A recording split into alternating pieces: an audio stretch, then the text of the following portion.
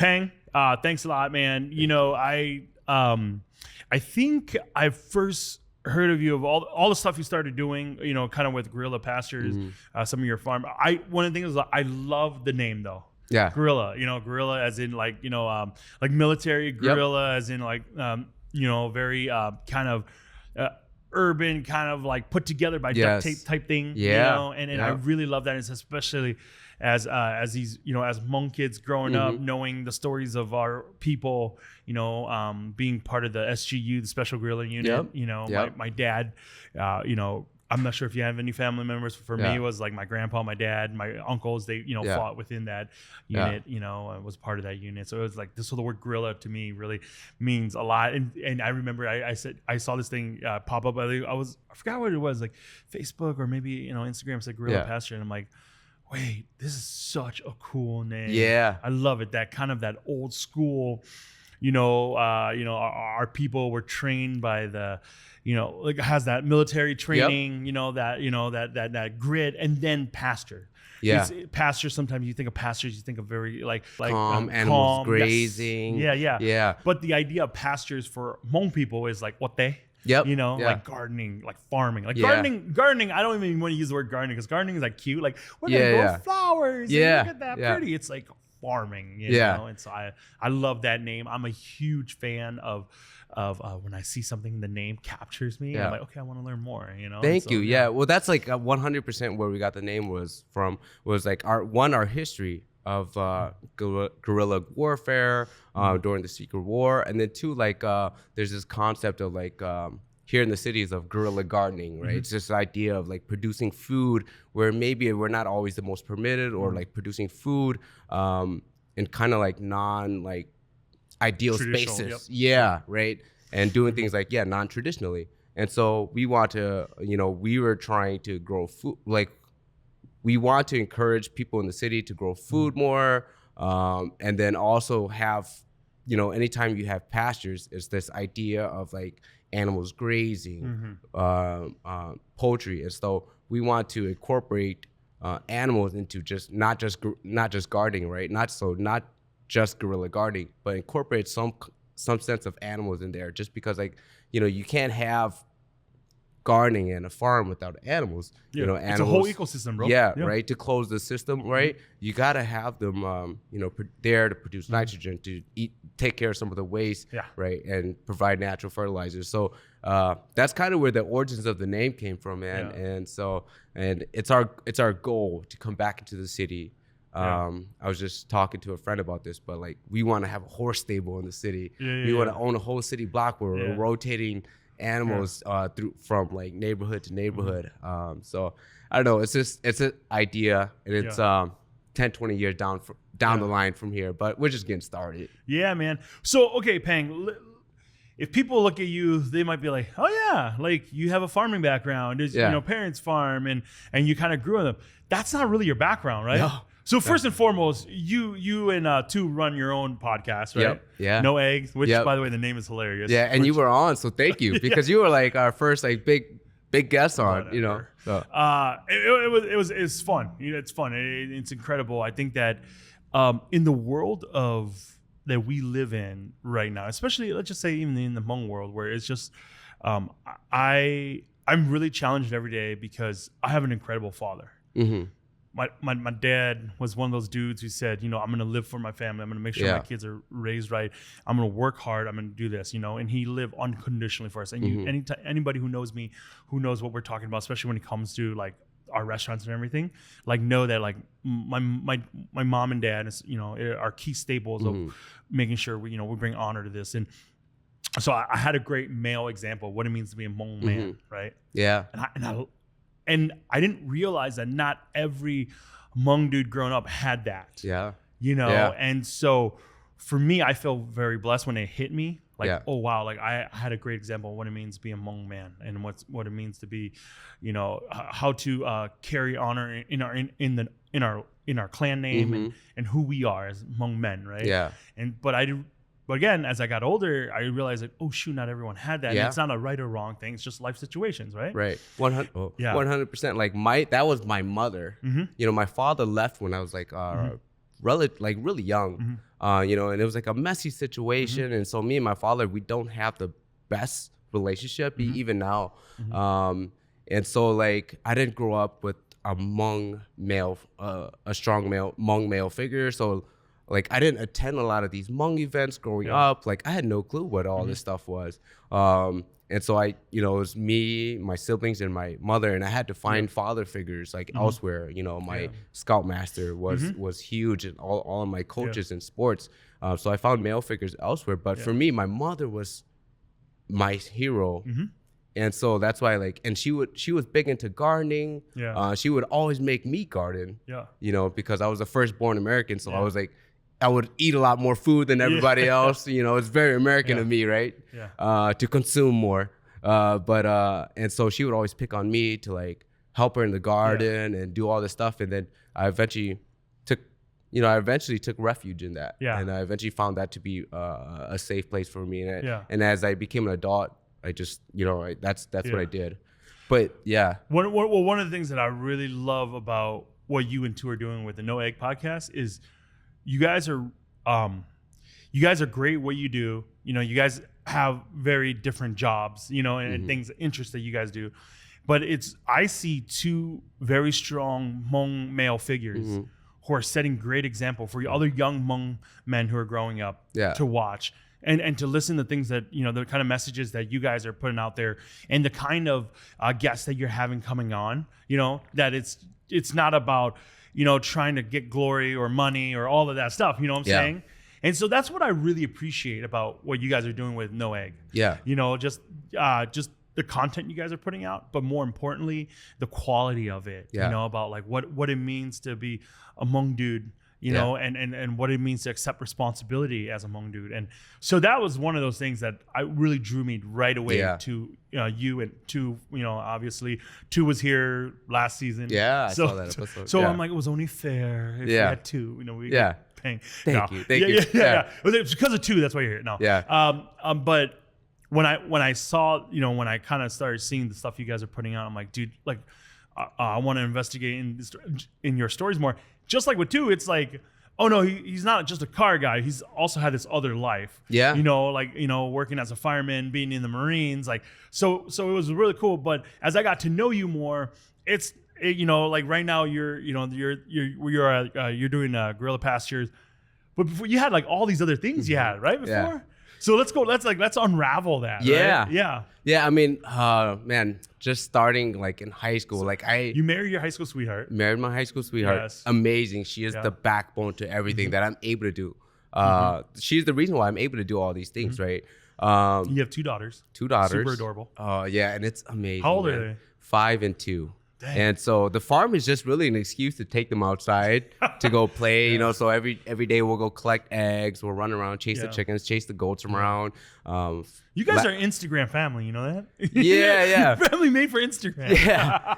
Oh yeah. Well, like I realized that too. I was like, we talk and we joke about me and my wife, we joke a lot about like our situation and yada yada, and she's always concerned about if things don't work out, yada yada. I'm like, hey, things have to work out.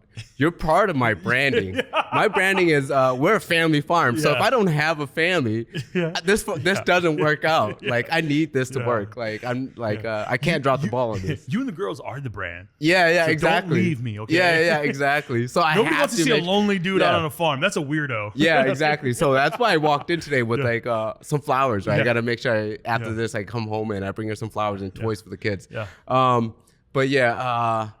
Let's see. Back then, I started.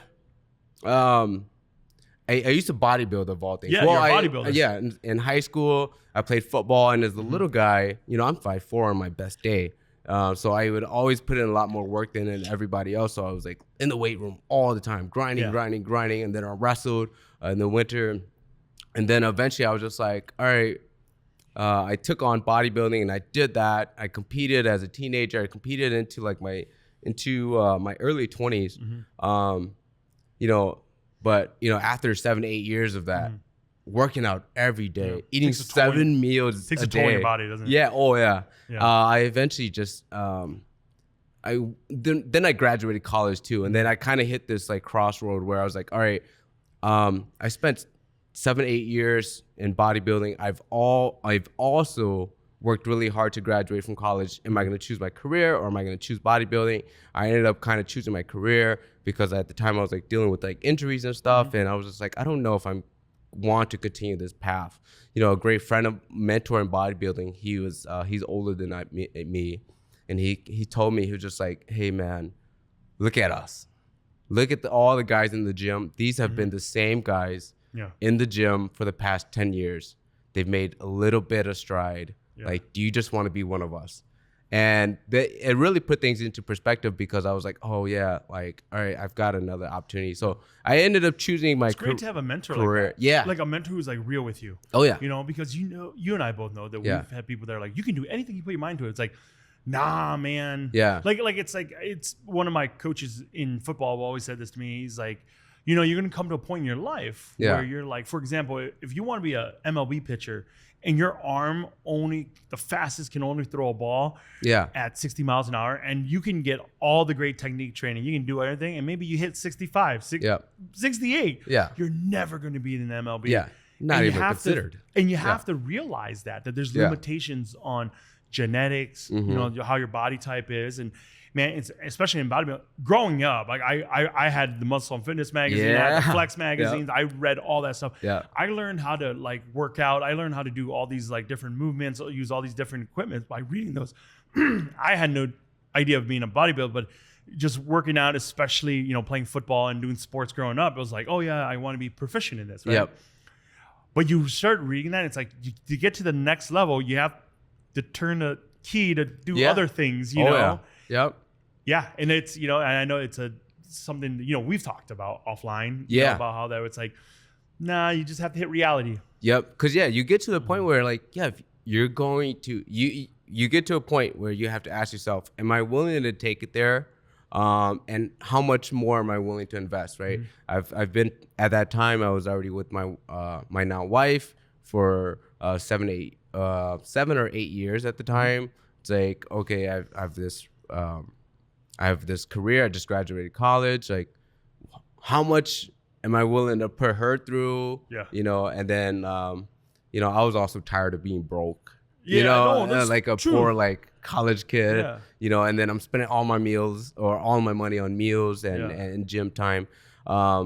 It's a tough lifestyle. And at the end of the day, I just you know, maybe it was the wrong choice because maybe I could have made something out of it. But I don't think there's know. anything as a wrong choice. And then but it was kind of cool too because it was like my first exposure. Like I was like you know, in my first exposure into like the monk community where like Monk Times picked up that I was like competing. They did like a little piece on me.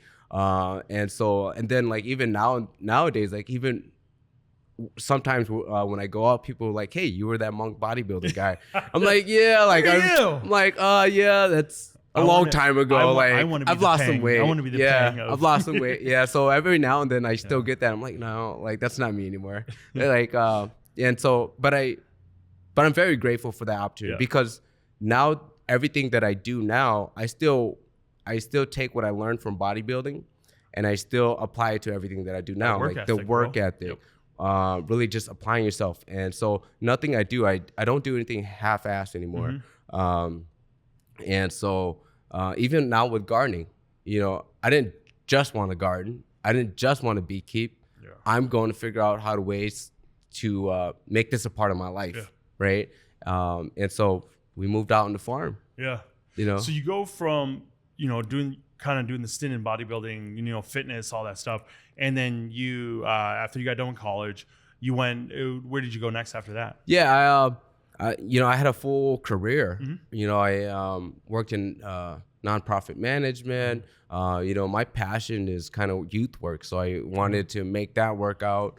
So I spent a lot of time in that field in nonprofit, like working with inner city kids. And so I did a ton of that work. You know, I love it. It's still my passion. I still want to make sure I do something in that field at some point.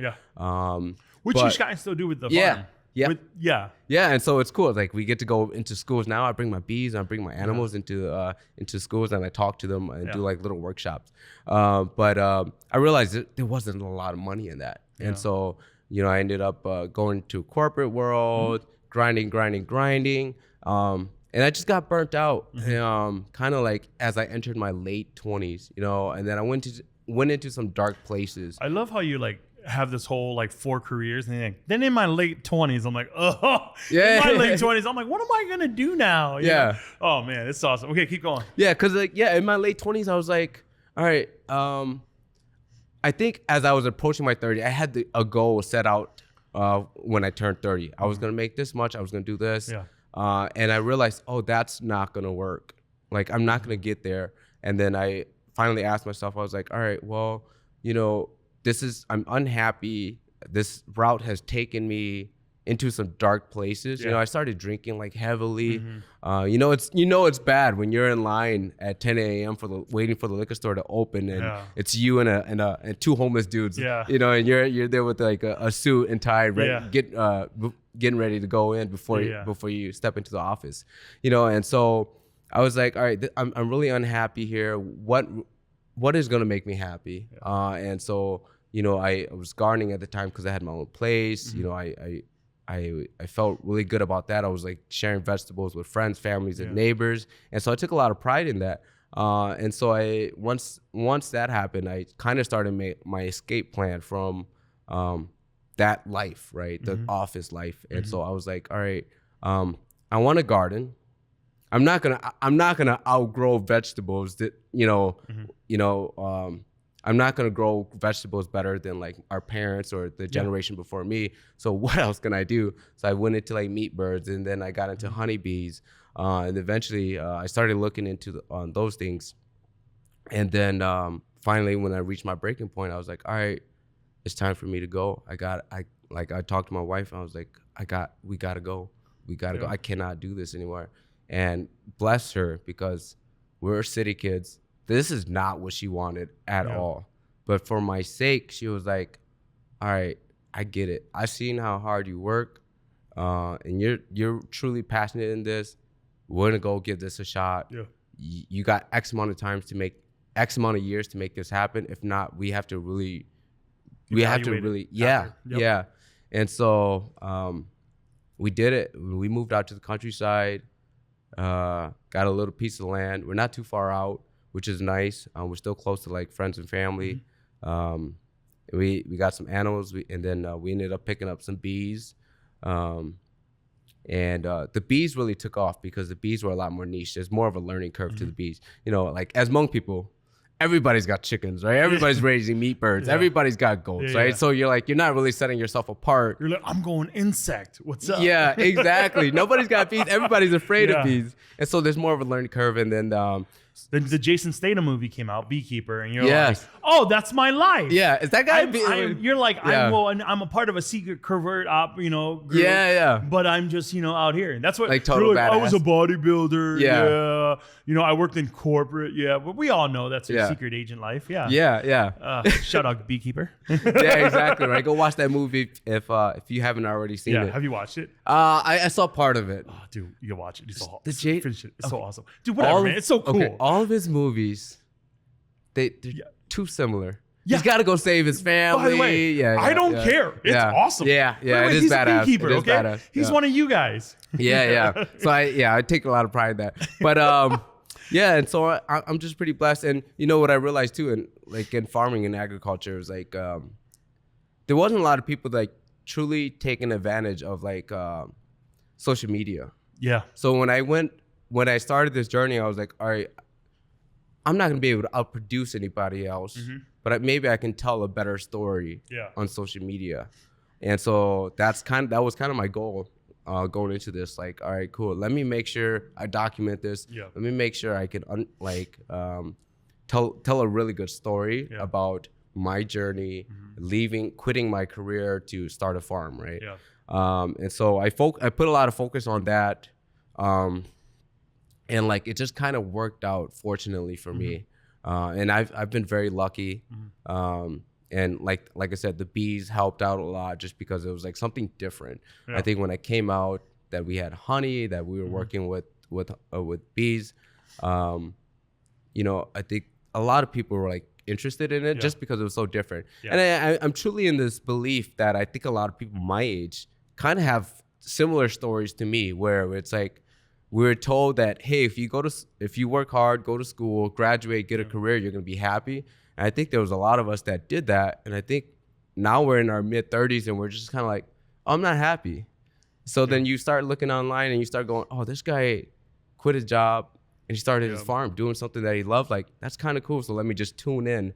And so, yeah, like, fortunate for me, you know, we live in a time where we have access to social media. You know, branding and marketing is so easy. And there's still a learning curve. And so that's kind of where I'm at now. But I've had so many different, like, lives before here. At one point, I wanted to be a menswear blogger. I wanted to, you know. You can still do it, bro. Yeah, exactly. Hey, let me tell you about farm the wear. best hats to wear. Yeah, exactly, right? The best farm clothes, right? Yeah.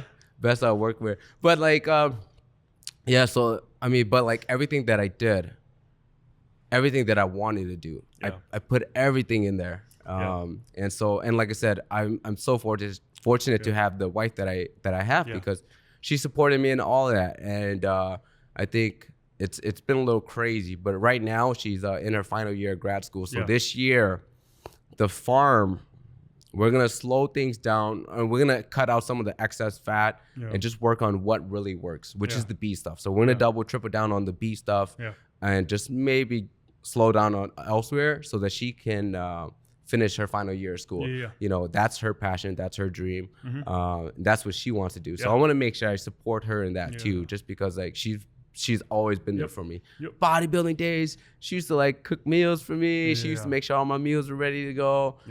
My career, you know, she supported me and all that. So I want to make sure I'm here for her too. That's amazing, man. And I know, like, for us, we've gotten to use your product here at the restaurant, and it's so cool. And it's like, there's so much more I want to dork out with the honey you guys produce. Oh yeah. Like, you know, so for example, like, and you and I both know, you know, growing up, you know, our parents making gyoa, you know, and like, I mean, gyoa, you know, and I mean, toast it off, what is it? Honey, right? You keep it in a little honey, you know, and a lot of times it's just a regular commercial, whatever honey, but to actually know that, hey, this stuff was harvested here, that we're using honey, you know, made by, I won't even just say like made by Hmong farmers or whatever, but, you know, I mean, that's awesome. And, you know, wanted to support you, but just the kind of like the special touch to it. Oh yeah. You know, and stuff like that, you know, so, you know, we've been able to dork out with some of the, that's awesome, some of the ideas here. You know, we have, I want to, you know, once you guys get into that production again, with the honey you guys have, I want to do this. I was thinking about this the other day. Is whip it, you know, whip the honey, make it soft, you know, whip it up, like cream honey, whip it up, like put my mom's quotzal inside of it too. So it's like a gaji and a little bit of, you know, tang from the lime juice and then ninjina, and then you whip that up, and then you know, we finish, you know, we use that as like, you know, like kind of like a sauce thing that you throw over like just like some crispy chicken, you know, stuff like that. You know? That's a great idea. Yeah. Man. Well, like getting into this, like there's so many routes that I could take this thing, and it's been so fun. And I've always said to you, bro, you know, we text, I was like, you get us the raw product.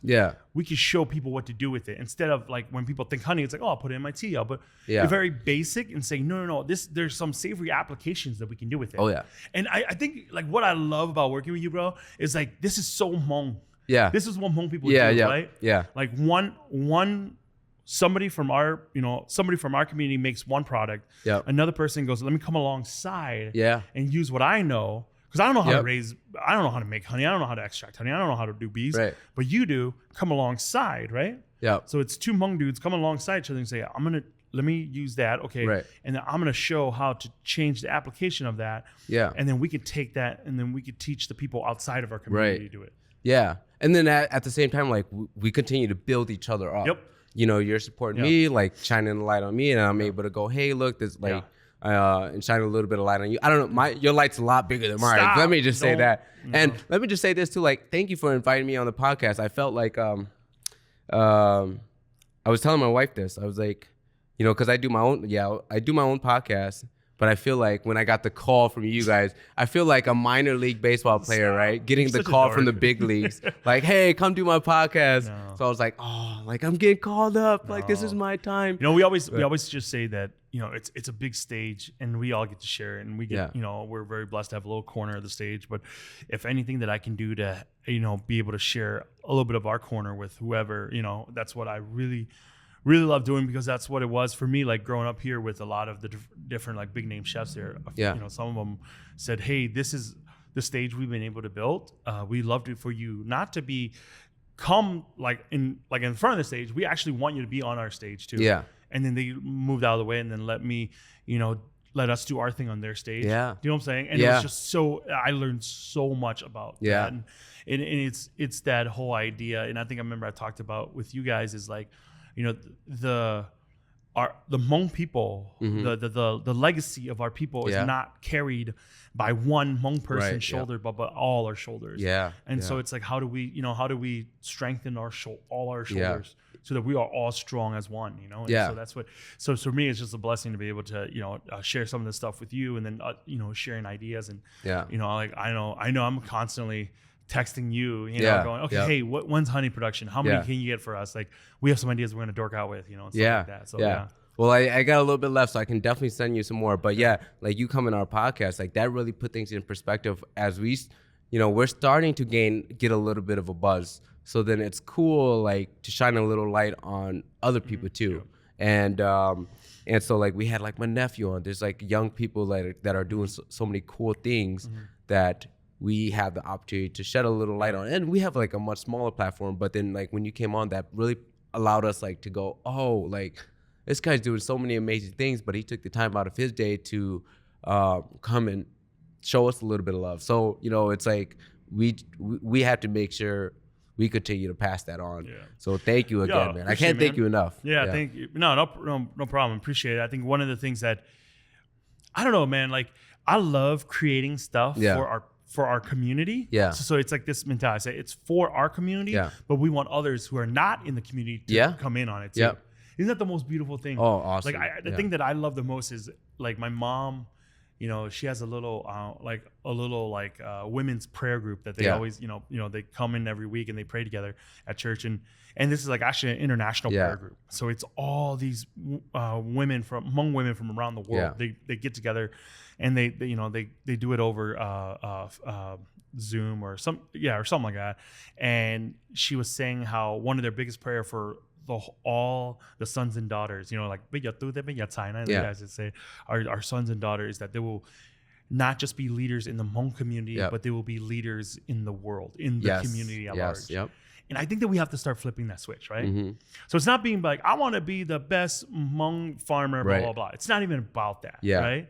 But it's about, I want to be the best farmer. Right. So I'm going to go out there, I'm going to learn from the best. I don't care if it's, you know, I don't care what their ethnicity is. I just want to learn from the 100%. Best. And I firmly believe, and you and I think we've talked about this, I firmly believe that our parents and our grandparents fought to get us to this country to be the best. Oh, yeah.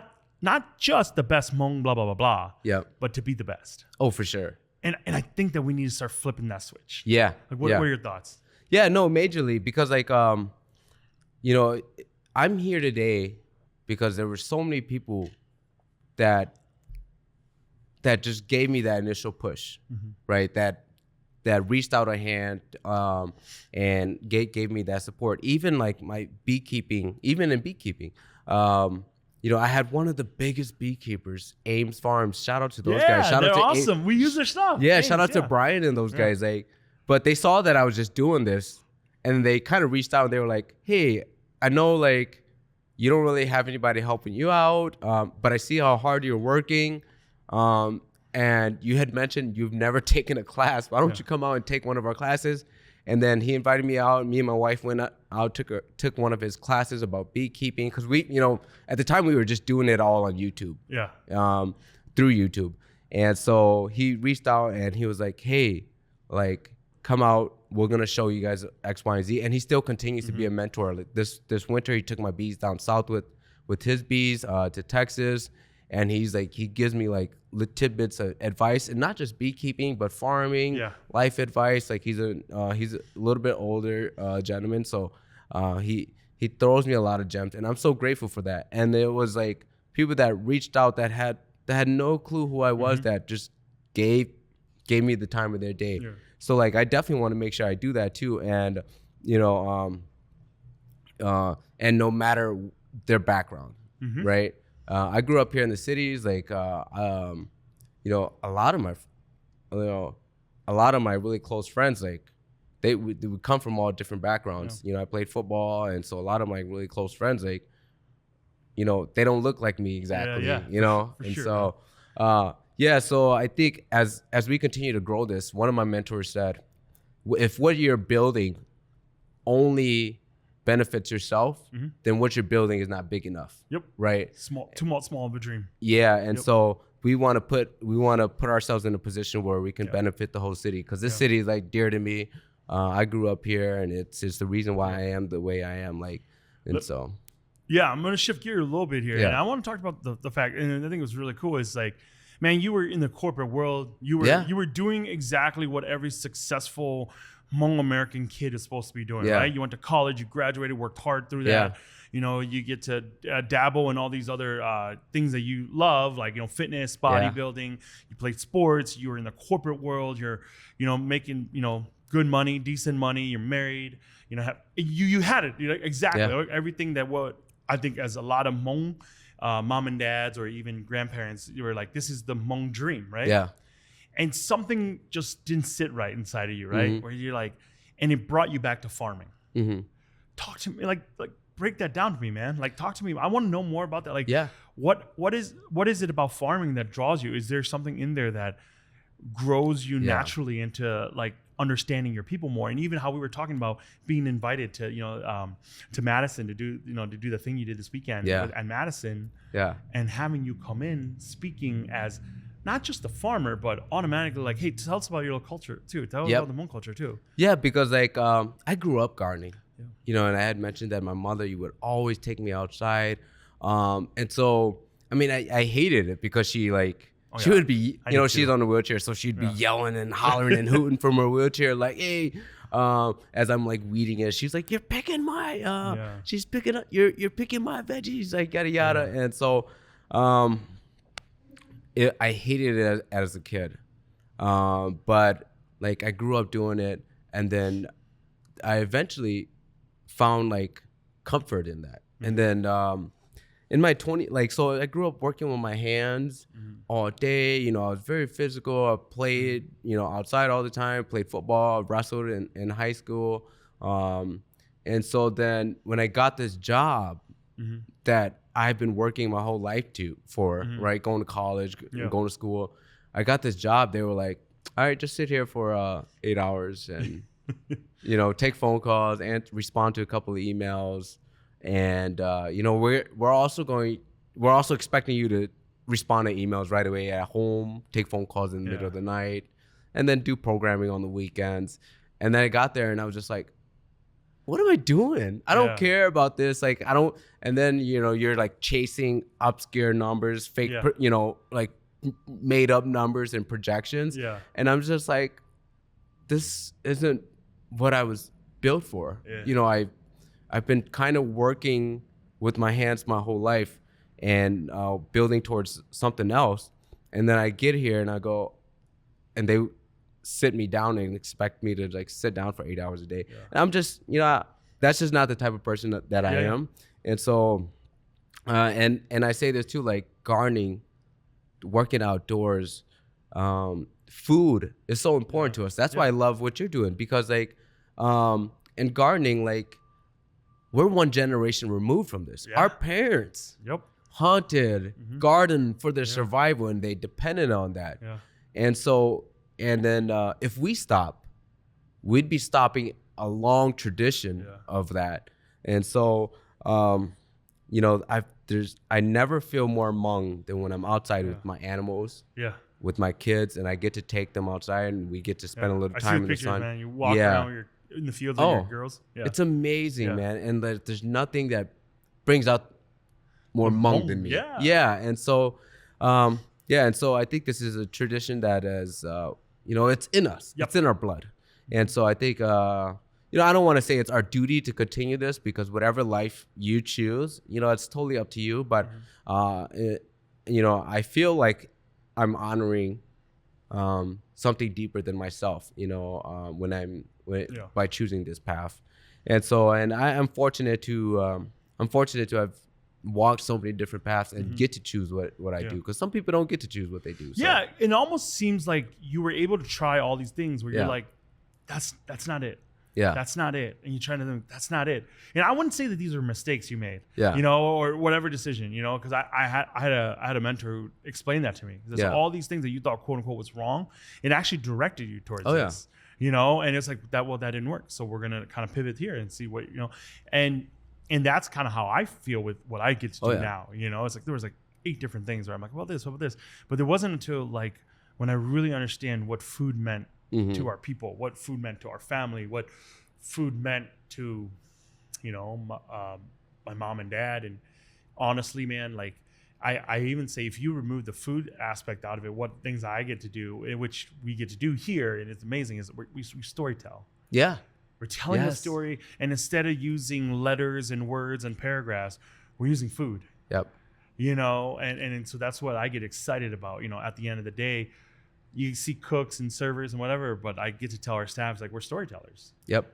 We get to kind of put together some stories that we get to tell people, and as they dine with us, as they join us as our guests, they get to partake in that story. Right, and we're sharing a little bit of ourselves and our culture. Like I can't stress this enough. Like I'm so grateful, and like for all the opportunities that I've been given. And yeah, like I'm lucky to have walked so many paths, because like I know people that have grown up gardening, that were forced to garden, and like, hated it, and just run away and said, I'll never do this again. Yeah, exactly. And I know people that like, well, now, like right now, like here's the thing they don't tell you about chasing your dreams.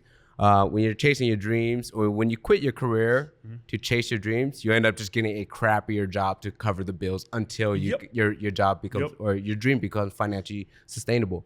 And so like I'm working in a plant now, making like decent money, but then everybody's always talking about like a corporate life. They would love to have an office job, and I'm just kind of like, I've been down that road. It's not great. But I think what's really amazing, I want to take a pause on that, Pheng, and what's really amazing is like, that the company you're working for, or the current job you're doing right now, is that is because you have responsibility as a husband, as a father, that there are bills that need to get paid. You're doing that for that, but what keeps you smiling while doing that is the fact that, hey, Guerrilla Pastures. Oh yeah. Do you know what I'm saying? Yeah, like exactly.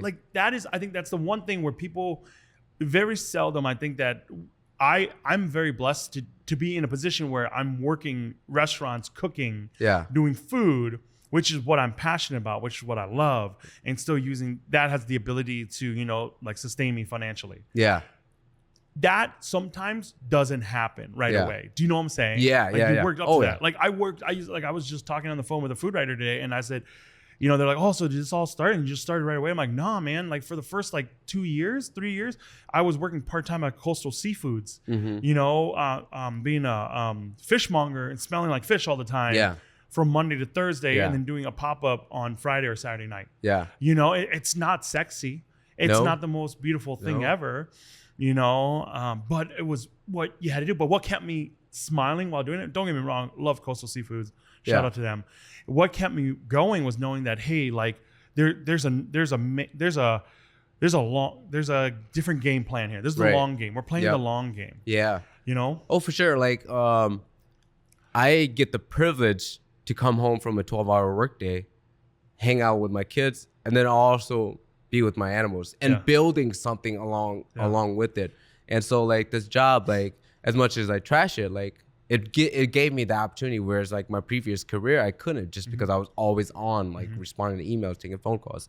And so I like the ability to just leave work at work and to just be like focused on building something else when you're at home, whether it be your family or a side gig. In my case, it was the farm. It was, it's allowed me to do what I do now and to meet all these amazing people. And like, you know, starting the podcast was part of that, just because it was like, now I can kind of speak to so many different things that I've been involved in. And so the podcast has been super beneficial for the farm and everything that I do too, just because I get to I get to share my story. And so the podcast has been really neat. Like it's allowed me to just push I just treat the podcast as like an hour-long advertisement for the farm, like truly. So, and then I get to network and connect with people. Like I would have never met you without that. So yeah, it's kind of neat, and I'm blessed, man. One of the things is, I think that as you know, the things that we get to do, and you know, I'm a few years older than you, not by much, but one of the things I've learned as I gotten older is how important experience is. To have experience. Because I think that we live in this generation where it's like instant, like if I do something by next week, I should be like the star at it. It's like, no, man, you got to suffer, right? As a farmer, you understand. So talk to me a little bit more about that. I mean, just starting this business, right? I started selling lip balm out of the bees. You know, we make lip balm out of the beeswax. Right. And then I was just by the way, which as it got colder, I used a lot. Thank you, man. And I brought some for you and your team too. So thank you. Yeah, of course. Selfish plug. No, but like immediately I was like, this is a hit. You know, and I'm a dreamer. I romanticize things, and I in my head as I'm coming up with these plans, I'm like, this is a hit. Everybody uses lip balm. Everyone's just gonna buy my stuff because it's natural, local, and so immediately, like when I did it, it didn't work out. It didn't work out like I planned it, and I was like completely bummed. And then I just realized that's been the story of my life, where I romanticize things and I get involved with things, and I just realized, oh, I gotta grind at it a lot harder, and I've got to put in the work, and I've got to. You know, nothing just blows up. Right? The podcast, the farm, and bodybuilding, right? You don't just pick up the weight today and be Mr. Olympia tomorrow, right? I was 7 years deep into it, right? And you even realize that, oh, this probably is not a path I can do. And so it's okay. And it takes a lot of grind, and so it is that experience, and it's a lot of like self-reflection too. I think that's what I think a lot of people don't realize. I would say self-reflection is us just being honest with yourself. You got to get the ego out of the way. You know, and not be like, oh man, like, I can do anything I put my mind to it. It's like, no, sometimes you can put your mind to it, you can put your hard work into it, and it just won't work. Farming is a great example of that. Like, you know, with my mom and dad, their farm that they have, it's like some seasons where you can do everything right. You can wake up at 4 a.m, go out, grind till, you know, when the sun comes high noon or whatever. You can do everything right, and something happens, some weird parasite disease happens, and all your bees die. You're done. The rain does, you know, the rain doesn't work out well. You're done. That's reality. And it's super scary, dude, just because you can be so invested into this thing, and then for reasons out of your control, it's over. But it's kind of the fun part about this whole thing. You know, you're creative problem solving as you go, day to day, and you're grinding at it. So it's a lot of fun. One of my buddies, he got this. I think he said he was in one of his kids' class, and the teacher had this pillow, or it was a pillow or a sign, and it says, life is hard, but we can do hard things. Oh yes, exactly. And that's what the farm is about. But you're getting ready to, sorry, I'm gonna pivot a little bit, but you're getting ready to open up another restaurant. Like, you are the epitome of that, where you're like grinding and working towards this goal. Like, I'll be cool very to see that. Thanks, like, man. I'll be very honest with you, man. Like, there are days I wake up and I'm like, what are we doing? Like, what are we doing? Like, where I'm just like, I feel like a deer. I'm glad in the you headlight. have that too. No, completely, brother. Like, I feel like a deer in the headlight, and the car's coming. You know, like when you see a deer in the headlight, like the deer, the reason why is the deer's eye is so focused on light that it doesn't realize that if you step like 2 feet forward, you won't get hit. But it's just so focused on that light coming in. And I feel that sometimes. I feel like a deer in the headlight. I mean, I just, I'll be very honest, vulnerable. This morning, I felt like that. You know, just deer in the headlight. Like, I was laying in bed and my alarm goes off, I usually wake up before my alarm now, but I sit there and my alarm goes off and I'm like, I don't know, man. Should I just like stay in bed for another hour? Like, do you know what I'm saying? And when you work for yourself, nobody's ever going to be, okay, time. Oh, you know, okay, Peng, time to get up. It's like on a Saturday when you have to work on the farm, it's like, oh, Peng, it's time to get up. You're just like, actually, if I sit here and lay here, nobody's going to come. You know, maybe you might have your wife and kids, but at the end of the day, it's like, there's that self-motivation inside. And man, to be completely honest, this is what I do every time I get in bed, or every time I'm laying in bed and my alarm goes off and I'm just scared to face the world. Right? Like, because I know that the moment like I kind of screw myself and my feet hits the ground, like my feet hits the floor of my bedroom, like I feel like if I'm laying in bed, I don't hear all that noise, all that like, okay, what about this? What about this? What about this? But I know that as soon as my feet hits that ground, I know that all those noises, like, it's kind of muffled, but something's like, boom, it hits me. Like, what about this? You got this. Like your phone's going off. Like before you even get up, there's a bunch of these texts, these, emails from last night. You have to, get. I get. You have to face the fire. And the one thing I think about, and I don't want to try to sound cheesy, but like, I really just think about my mom and dad. I think about, I went to Laos last spring. Yes. And we had to walk up to a bat cave because we're catching some bats so we can eat. Oh, fun. They would cook it up and eat it. So I'm walking up to this bat cave and literally it's not like, oh, this is like a fun little stroll, like, down Hickson Forest or whatever. No, like you climb the side of the mountain. Completely dark. Right. And all I had was like a little flashlight, and you're climbing, it's completely dark and I was like sweating, was hot, and I had this thought because my mom and my dad told me about how they were escaping Laos and they were walking down the side of the mountain. But they didn't have any flashlights, because back then they couldn't because you give away your position. So it was just purely in the dark. And I think about how they got to the river, banks, and how they just walked into the Mekong River. And I think about all that stuff. And when I'm laying in bed and I'm like, I don't think I can do this. I think about that because I was there and we were kind of like, going up to this cave, whatever. But I was in Laos. I was in the mountains and I was walking the same dirt that they were walking. And that hit me. And I think about that moment. And I realized that it's not too hard, man. You got emails. You got texts to get back to. What is that? Like, do you know what I'm saying? I'm going to go sit in a nice, comfy chair in a coffee shop somewhere, sipping on a cold brew. Answering emails. And the emails that they're writing to me about. You make me feel bad about quitting my job and no, complaining about it. No, but do you get what I'm saying? Though? No, 100%, But like, at the end of the day, like we're back here in the kitchen, we have to hustle too. But like, what do you got to lose?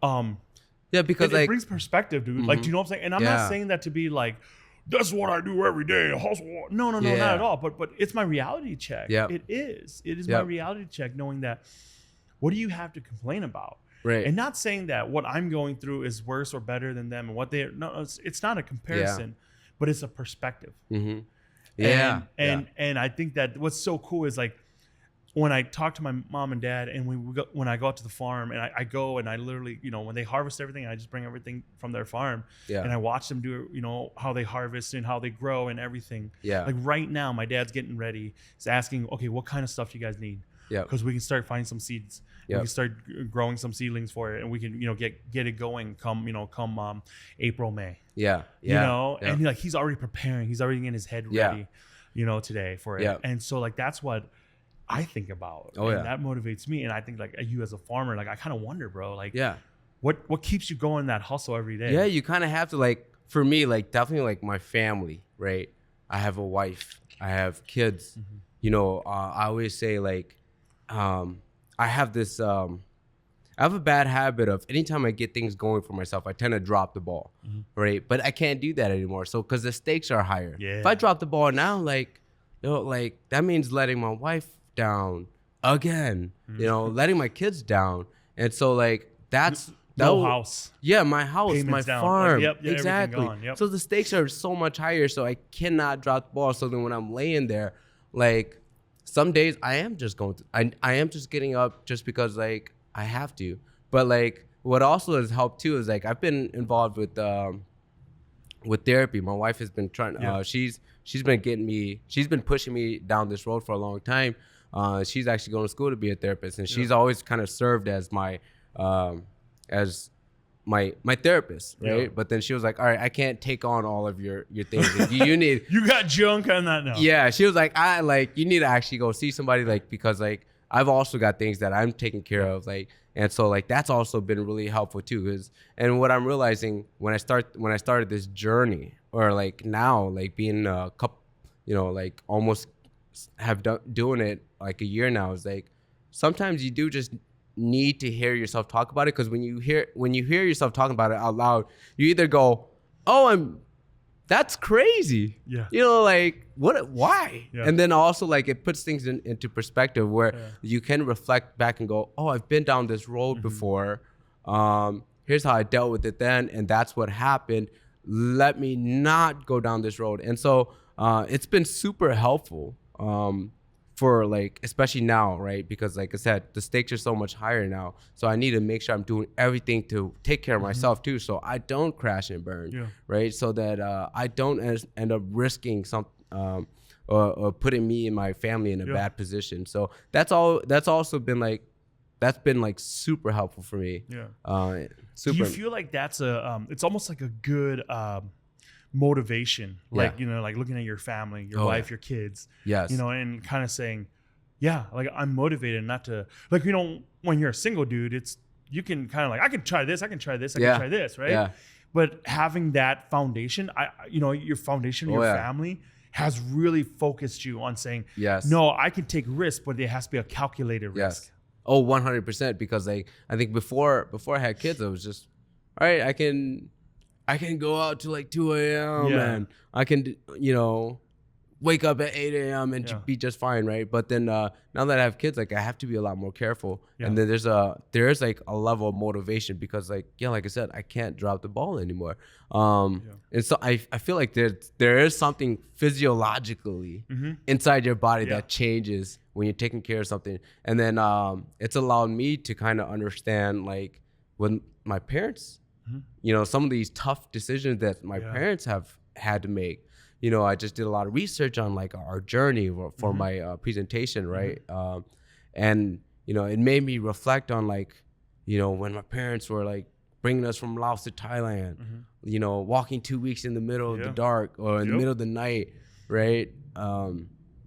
Like they could have just left everybody and up and left, right? But they still made this conscious decision to go, all right, I'm going to take my kids with me.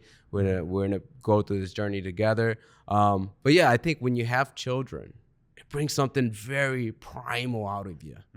And it's like a different level of motivation and drive, And so maybe I should have just had kids sooner. Because if I don't know if that solves all your issues. If I would have had a kid when I was bodybuilding, I'd probably be Mr. Olympia by now. No. But I think, I don't have any kids, so I can't really speak much into having kids. But I think like seeing my my parents and knowing that, seeing my siblings with their kids and the sacrifices they make, and in the way of like saying like, no, we're building into something bigger than us. And it's a point of pride. It's a point of pride for me to go tell my wife, hey, you don't have to work. I'll take care of all the bills. Just focus on school. Right? It's a point of pride for me to go, all right, if my kids need something, I can take care of it. Right? And it's a privilege to say that, but like there's something that feels like great, right? As a man, right? And one of the evaluations or like something I'm just kind of realizing while talking to you, we use that, the idea of like, don't drop the ball, right? It's it's a basketball term, it's a football term, don't drop the ball. But I think to take that pressure off of yourself, realize that, in the game of basketball, like it's not about just don't drop the ball, but realizing that you have a whole crew around you. You could, because that's why when you look at basketball stats, assist is like your points are just as important as how many assists you have. How many, and know that you have a team around you. I mean, I think that's so cool that between, like, I think about you and your wife, it's like, hey, you are saying, hey, don't worry about the bills. I'm going to be working and I'll take care of the bills. You finish school. Yeah. You know, it's not like a less than or better than kind of situation, right, dude? Yeah. Where she can say, hey, don't worry about the kids. I'll take care of the kids tonight. I know that you have this thing you're doing with Guerrilla Pastures. You go do that. Yeah. But we're a team here. Yeah. And it's like, because the way that you talk about you and your wife and just kind of like, you know, just knowing you guys personally too, there is this whole thing of like, no, I'm not the only one scoring here. It's a team effort. Yep. So if I'm assisting, you know, if I'm passing to you, or if I'm, you know, or if I'm taking, you know, if I'm coming in and I'm going to take a block, you know, like I'll do it because this is for the team. And it's so amazing to see that reflected in your family, because that's so reflected in our culture. Yeah.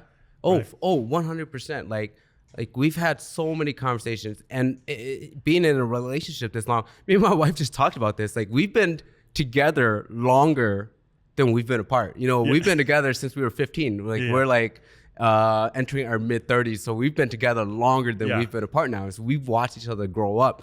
And so like, it's so fun, but like, what was I getting at? But like, we continue to relearn what everybody like, how to be in this relationship. There was part of me in this journey when Guerrilla Pastures started to like blow up, where I was like, hey Barb, quit school. What are you doing? Just help me out here. You know, this is like, but then I have to realize like, she had to sit me down and go, this is what you wanted to do. This isn't what I wanted to do. I supported you. Like, don't push me into this thing that I don't want to do. Like, and I was like, all right, cool. Yeah, fine. That makes a lot of sense. Like, and school and education is really important for her and her family. So I have to make sure I'm there for her for that as well. And too. I think that's what's really cool is like being partners together in something and knowing that I'm going to be your cheerleader. Yeah. I'm going to be their number one fan. I'm going to be your cheerleader. And it might not be the thing that they're into, but it's you. Yep. No, it's like for Barb, it's like, well, it's Pheng. You're like, I'm your ride or die. Yeah. I'm your cheerleader. I'll be here. Like if I have to take care, like if I'm taking the girls and we're doing this so that you can do this in Madison or whatever event you got to go to, do it because I'm here for you. Switch it around. Like, hey, I'm gonna take the girls. I'll take care of them. Yep. You want to, you got to finish class. You got to finish this paper. You got to focus on finishing this project for school for your grad degree. I'll do it because you know why? Because like the subject of therapy might not be your thing or whatever, you know, but it's like, because you're Barb and I love you and I care about you. And this is what, and I think that's really cool to see that reflected, right? Yeah. It's not like I'm doing this and you do this for me. And then when you do this, I'll do it. It's not a tit for tat kind of thing. Yeah. Yeah. But it's like, I'm your number one fan. Yeah. That's what I'm doing. And that's like, for me, I mean, I don't know, on a side note, like that's what's really important for me in finding like a partner, Yeah. Like, they don't have to be into the food world. They don't have to be cooking. Right. Exactly. They don't have to be into that. It's like just finding somebody that says like, I want to be your number one fan, and that's all. Yeah. Speaking about you finding a partner, not enough time. Next subject I want to talk to you about. What? Not enough time. Not that kind of show too, buddy. Yeah. Next time we bring you on our show, that's what we'll get into it. Yeah, right. So what, a couple of things I want to do. One more thing is talk to me about fatherhood. Yeah. If you can sum up fatherhood in a few words, a few sentences, fatherhood. Yeah. We took our kids to Disney. You're one of those dads, huh? Ooh, yeah. Dude, it was amazing. Like, look, we got there and we were like, I know this is for the kids, but like, this is really good for us too. Like, we not having ever been, we were like, oh, is this what we missed out on as a kid? But like to be able to kind of do this. Yeah, you did. Yeah. Well, like you as a father, you kind of go, you start doing these things for your kids, right? If you're privileged enough, like and you've worked hard enough and whatever, you start doing these things for your kids, and you go, I didn't have this as a kid, so I'm gonna do X, Y, and Z for you. Yeah. You say that enough, and then you go, oh, I didn't have anything as a kid, and so it's like.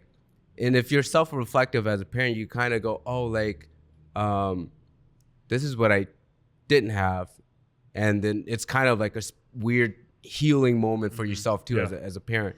But like, as a parent, like now, like it's this amazing feeling of like being able to, and I want to be careful, like grow this child and watch this thing develop.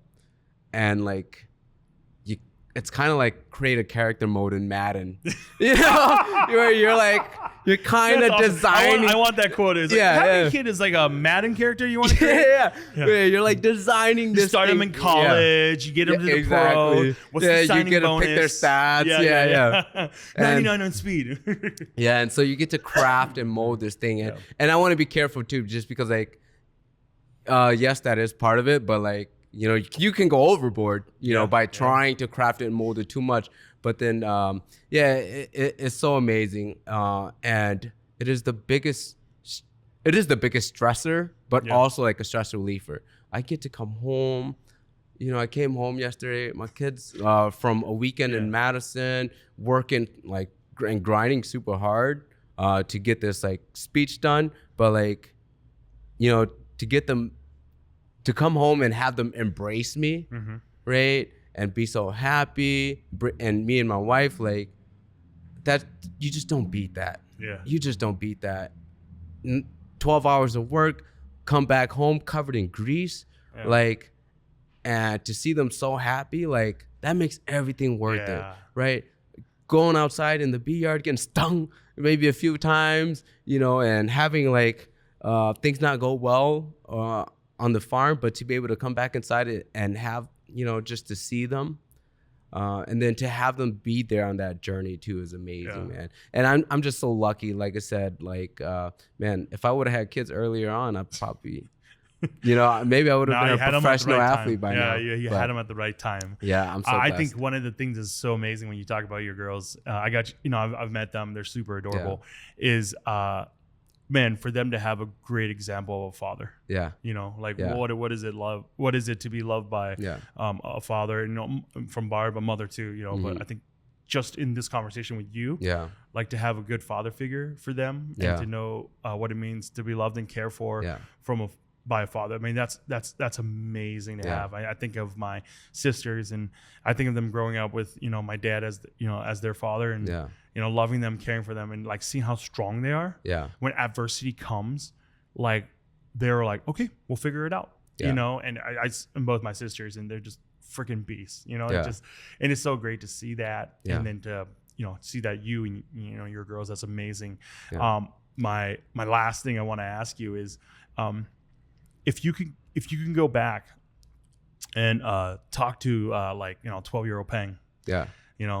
You know, so kind of that growing into that middle school year where you're starting to put the pieces together, right? Yeah. As you were saying, have an absent father. Yeah. You know, your mother kind of had to play both that dad and mom role. And when you're in middle school, you start putting these pieces together, right? Because that's what for me it was. Like in middle school is when I started realizing, oh, I'm Hmong. I'm not like these Miga kids. They go to cabins on the weekend. We don't have a cabin. We only have one house. You know, or like when they're like, oh yeah, like we, you know, like we're playing, you know, in a basketball league. Like, what's a basketball league? We're like, you know, that's what our weekends were, right? And I started putting these pieces together, and I feel like that's middle school years is where you start doing it. For you, as a like mid-30s, you know, 30 some year old dude, 33, 34, whatever. I'll ask Mark later. Dude that can go back, like, you know, 20 some years ago, you know, 20, 25 years ago to this middle school kid. What would you tell him, man? You got 60 seconds to hang out. Okay. What would you tell him? You know, I think about this a lot. I don't know if I would tell him anything, honestly, because every choice that I've made has led to this moment. And every decision that I've made, like as a young person, has allowed me to have all these great experiences. So I don't know if I think I would love to watch him. I would love to watch that person. I don't know if I'd tell him anything, just because like I'm in a great place. I've been in some dark places. But it was all a learning. These were all learning opportunities for me. So I truly don't think I'd say anything to him, and I would just observe, and I would just enjoy that person.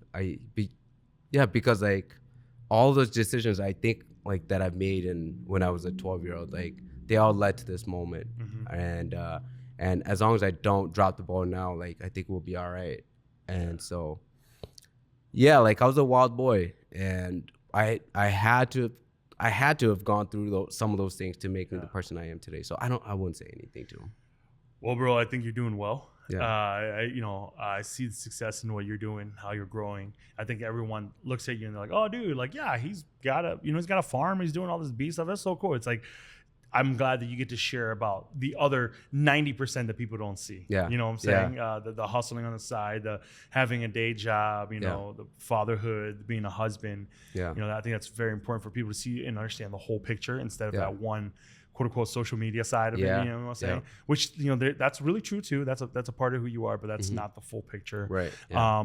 Tell us a little bit about Guerrilla Pastures and where people can get your product if they want it. Yeah. So Guerrilla Pastures, we have a regenerative agricultural farm out in Oak Grove, Minnesota, where we keep honeybees, laying hens, milking goats.